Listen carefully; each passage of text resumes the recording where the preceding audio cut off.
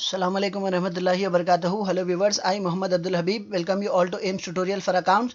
In this video I'll be explaining the subject income tax 2 for BCom second year students of semester 4 and we'll be discussing the chapter income from other sources, unit 2, section 56 to section 59. Here are the problems, page number B18. Here is the question. First problem, Srimati Rani's investments are as under. Find out the taxable income from interest on securities for current assessment year. 40,000 15% Haryana government loan, 20,000 12.5% municipal bonds, 30,000 8% NRI bonds of SBI, 80,000 16% secured debentures of a limited company, 40,000 16% cumulative preference shares of a limited company. The collection charges amounted to rupees 225 and she paid rupees 1250 as interest on loans taken for the purpose of purchasing municipal bonds. So we are required to find income from interest on securities. So here is the solution and the heading is computation of Srimati Rani's income from interest on securities under the head income from other sources for the assessment year 2019-2020 and here is the format particulars amount rupees. सबसे पहले हम working notes करेंगे. Securities are of three types: securities exempt from tax, tax free securities, less tax securities. Securities तीन तरह के हैं: securities exempt from tax, tax free securities and less tax securities. तो जो securities exempt from tax है उस पर कुछ टैक्स पे करने की ज़रूरत नहीं है. So whatever are the securities which are exempt from tax, the assessee is not required to pay tax on it. Next we have tax free securities and less tax securities. Tax-free securities are again divided into two types: government securities and tax-free government securities and tax-free commercial securities, and this can be listed or unlisted. Similarly, less tax securities are also of two types: less tax government securities, less tax commercial listed or unlisted securities. तो आप security पढ़ के identify करना कि वो exempt from tax है, tax-free government security है या tax-free commercial security है, फिर उसमें listed है या unlisted है. उसी तरह लेस टैक्स गवर्नमेंट सिक्योरिटी है या लेस टैक्स कमर्शियल सिक्योरिटी है, फिर उसमें लिस्टेड है या अनलिस्टेड है. So here is the working notes. First, the SSC has invested rupees 40,000 for 15% Haryana government loan. तो here is the working notes. तो हरियाणा गवर्नमेंट लोन जो है यहाँ पे टैक्स फ्री लिखा हुआ नहीं है, तो मतलब ये लेस टैक्स है. फिर ये नाम में क्योंकि गवर्नमेंट है तो ये लेस टैक्स गवर्नमेंट सिक्योरिटी है. So for less tax government security, we calculate interest by applying the formula gross interest equals to face value into rate divided by 100. तो ये जो security है इसकी face value क्या है? 40,000 है. इस पे rate क्या है? 15% है. So the calculation will be 40,000 into 15 divided by 100 which works out to be 6,000 rupees. तो इस तरफ आके लिखेंगे आप 40,000 15% Haryana government loan 6,000 rupees. Next, another security is given as 20,000 12.5% municipal bonds. तो ये नाम में भी क्योंकि टैक्स फ्री लिखा हुआ नहीं है तो ये लेस टैक्स है. So again municipal bonds they come under the category of less tax, और क्योंकि ये म्युनिसिपल बॉन्ड्स है तो ये गवर्नमेंट में आते हैं तो लेस टैक्स गवर्नमेंट सिक्योरिटीज है. So again will be calculating gross interest by applying the formula gross interest equals to face value into rate divided by 100. तो ये सिक्योरिटीज की कीमत क्या है? 20,000 है और इस पे रेट ऑफ इंटरेस्ट क्या है? 12.5. सो the calculation will B 20,000 into 12.5 divided by 100 which works out to be 2,500. So it will be recorded here as rupees 20,000 12.5% municipal bonds 2,500. Next we have another security as rupees 30,000 8% NRI bonds of State Bank of India. So ये जो NRI bonds of SBI है ये exempt from tax है. So these are securities which are exempt from tax. तो जिसके लिए आप एक नोट लिखेंगे NRI bonds of SBI interest on the securities is exempted from tax. तो ये क्योंकि एग्जेम्प्टेड फ्रॉम टैक्स है इस पर कुछ टैक्स पे करने की जरूरत नहीं है. These are not return for calculating income from interest on securities under the head income from other sources. लिहाजा एसबीआई के बॉन्ड्स एनआरआई बॉन्ड्स यहाँ पे नहीं लिखेंगे क्योंकि ये एग्जेम्प्टेड फ्रॉम टैक्स है. Next we have another security 80,000 16% secured debentures of a limited company. क्योंकि इसमें भी जो है ना टैक्स फ्री लिखा हुआ नहीं है, so these also come under the category of less tax.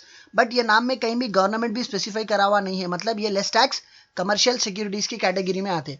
So 80,000 16% debentures. So debentures of a limited company less tax है, कमर्शियल है, फिर उसमें अनलिस्टेड है क्योंकि कहीं भी लिस्टेड स्पेसिफाई करा हुआ नहीं है. So these are the securities which fall under the category of less tax commercial and unlisted. तो जिसके लिए भी आप ग्रॉस इंटरेस्ट फाइंड करेंगे for which the formula is same, gross interest equals to face value into rate divided by 100। तो ये जो security है इसकी फेस वैल्यू क्या है 80,000 है, इस पे रेट ऑफ इंटरेस्ट क्या है 16% है। So the calculation will be 80,000 into 16 divided by 100 which works out to be 12,800, जिसको आप यहाँ पे लिखेंगे rupees 80,000 16% secured debentures of a limited company 12,800. Next we have another security 40,000 16% cumulative preference shares of a limited company. So cumulative preference shares of a limited company, so whatever the dividends are earned on preference share, तो preference shares पे आपको जो पैसा मिल रहा वो exempt from tax है। so उसके लिए यहाँ पे एक नोट लिखा हुआ है, देखिए cumulative preference shares of a limited company dividends received on preference shares is exempt from tax। तो ये भी क्योंकि टैक्स से exempted है इसको आप कंसिडर नहीं करेंगे। तो ये जो इन्वेस्टमेंट है श्रीमती रानी के, उसमें से आप इंटरेस्ट ऑन सिक्योरिटीज किस पे कैलकुलेट करें, हरियाणा गवर्नमेंट लोन जिस पे 6,000 आ रहा, म्युनिसिपल बॉन्ड्स पे 2,500 है और secured debentures of a limited company जिस पे 12,800 है। Now adding all this 6,000 plus 2,500 plus 12,800, 6 plus 2 8, 8 plus 12 20, 20,000 plus 800 20,800 plus 500 21,300। इसको आप यहाँ पे लिखेंगे gross income from interest on securities। so यहाँ पे gross income क्यों लिख रहे हैं आप, still you have to provide some deductions, so those are the deductions which come under section 57। so here are the deductions under section 57। so deductions under section 57 में क्या क्या allow करेंगे आप, collection charges which is given as 225 in the question, the collection charges amounted to rupees 225, that will be recorded here as collection charges 225। next the assessee has paid rupees 1,250 as interest on loans to purchase the above municipal bonds। तो यहाँ पे जो security खरीद रहे हैं, ये खरीदने के लिए assessee कुछ पैसा बारो करे हुए हैं जिसके लिए 1,250 इंटरेस्ट पे करे हुए हैं। so this can be allowed as deduction, so that will be shown as deduction under section 57 as interest paid on amount borrowed 1,250। so 1,250 plus 225 it works out to be 1,475। so subtracting 1,475 from 21,300 the answer is 19,825 which will be income from interest on securities। अब ये problem में जो श्रीमती रानी की जो income from security है वो कितना है, ग्रॉस इनकम जो है वो 21,300 है before deductions, after deductions net income from securities जो है वो 19,825 है।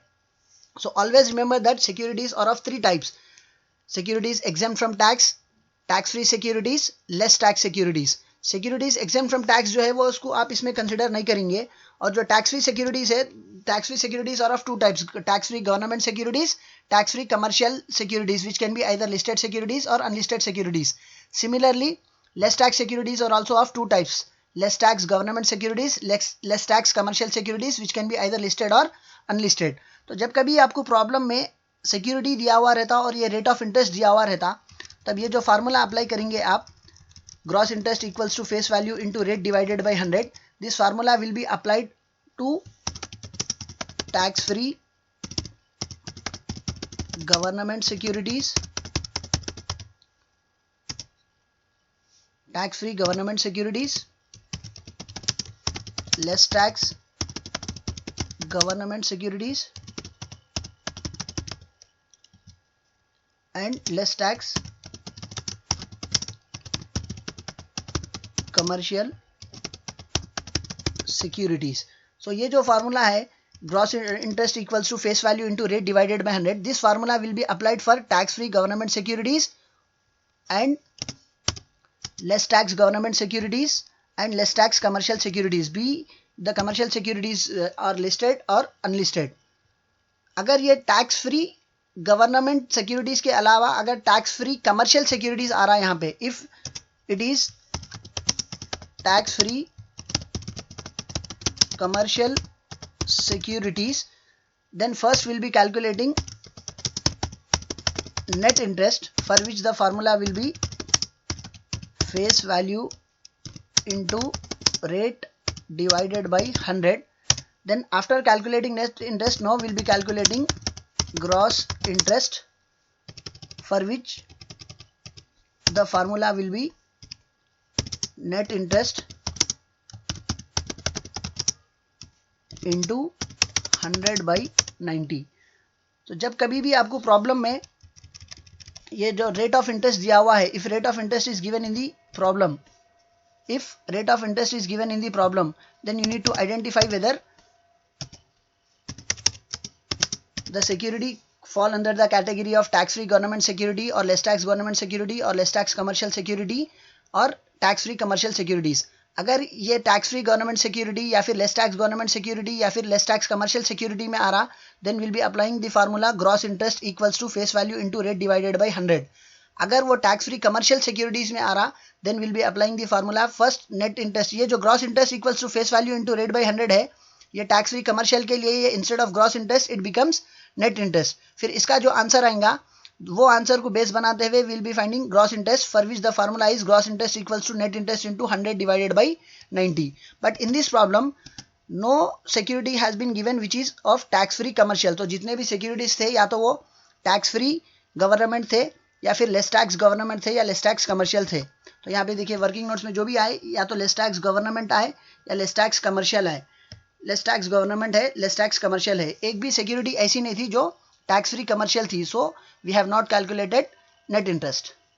So always remember while solving the problem, if rate of interest is given, ऐसा हर सिक्योरिटी के लिए ऐसा रेट ऑफ इंटरेस्ट दिया हुआ है, यू नीड टू क्लासीफाई दी ऐसा इन्वेस्टमेंट्स, वो जो है ना टैक्स फ्री गवर्नमेंट सिक्योरिटी में आ रहे या फिर लेस टैक्स गवर्नमेंट सिक्योरिटी में आ रहे या फिर लेस टैक्स कमर्शियल सिक्योरिटी में आ रहे। अगर सिक्योरिटी टैक्स फ्री गवर्नमेंट या लेस टैक्स गवर्नमेंट या लेस टैक्स कमर्शियल में आ रही, then you will be applying the formula gross interest equals to face value into rate divided by 100। अगर सिक्योरिटी टैक्स फ्री कमर्शियल में आ रही, first you will be applying the formula face value into rate by 100, but that will not be gross interest, it will be net interest। फिर net interest का जो answer आएगा उसको base बनाते हुए हम gross interest फाइंड करेंगे। gross interest equals to net interest into 100 by 90। Hope you have understood the topic and hope you have liked my video. If you like my video, do subscribe to my channel AIMS Tutorial for Accounts, and if you are a new subscriber to my channel, don't forget to press the bell icon for further notifications. Do like my video, post your valuable comments, and do share it with your friends, relatives and all. Your one share can help someone to learn something. See you all in next video. Jazakallah khair. Assalamu alaikum wa rahmatullahi wa barakatuh.